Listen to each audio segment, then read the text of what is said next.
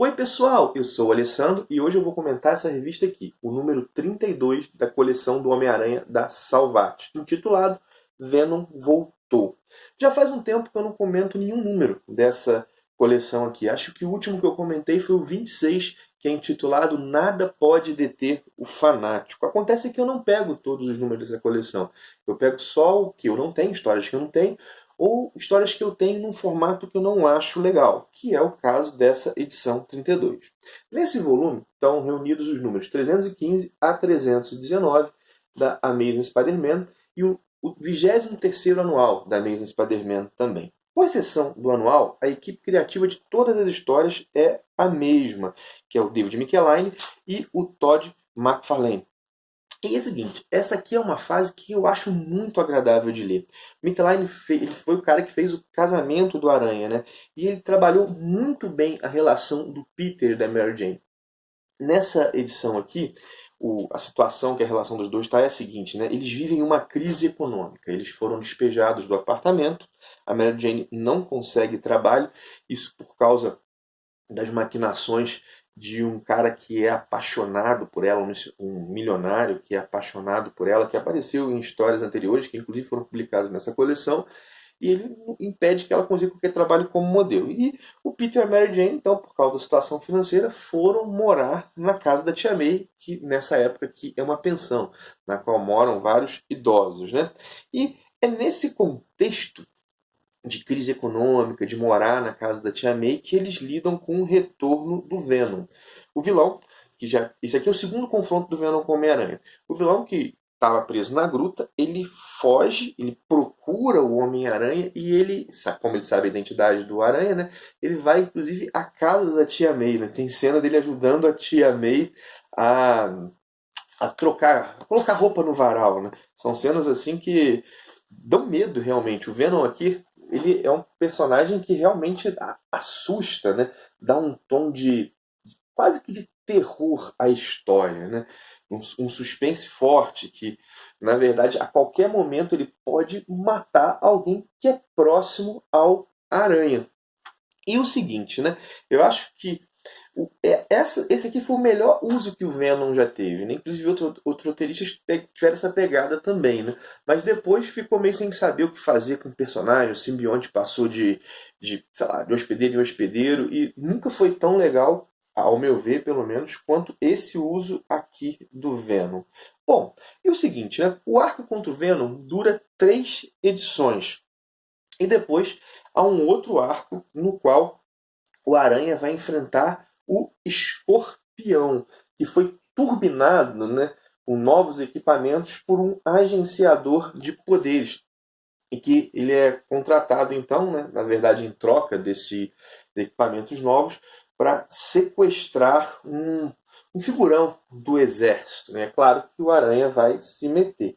O seguinte, né, o anual, que é a última história que está nessa edição, ele é escrito pela dupla Conway Michelinie e desenhado por aquele que todos amam odiar, ou quase todos amam odiar, que é o Rob Liefeld.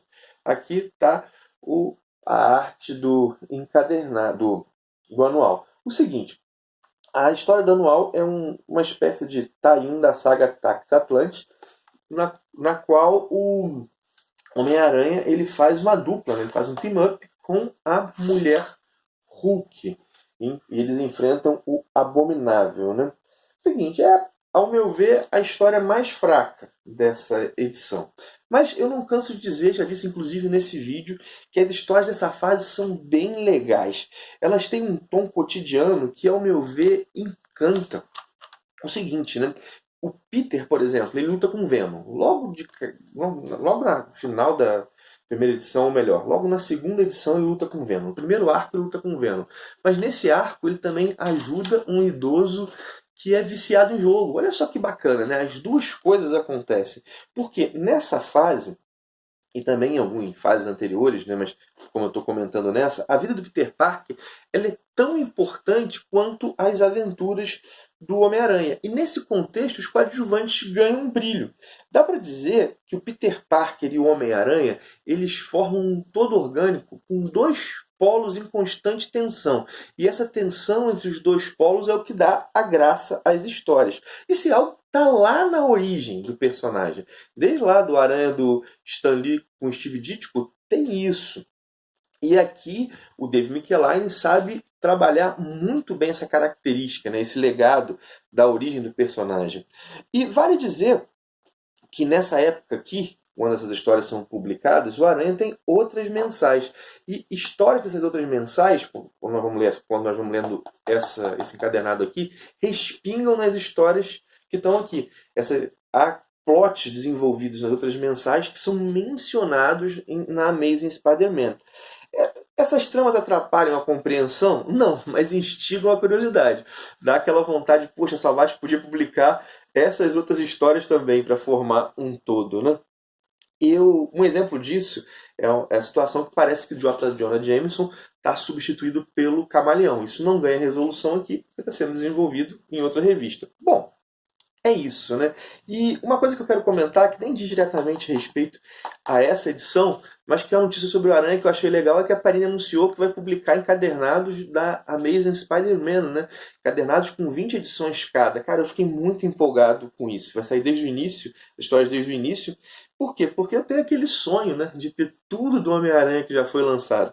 Eu sei que é quase impossível, mas sonhar não custa nada, né? Panini anunciou alguns encadernados aí do começo do personagem. Boa parte das histórias eu já tenho, na Biblioteca Histórica Marvel. Mas acho que a partir do terceiro encadernado eu já não tenho as histórias, ou tenho picotadas. Achei uma boa notícia, né? Mais uma coleção bacana do Homem-Aranha em banca. Bom, é isso. Deixo aquele abraço. Peço que se você gostou do vídeo, dê o teu joinha. Se você está chegando no canal agora, se inscreva, mostra o canal para os teus amigos, isso é importante para a gente. Um abração e até o próximo vídeo.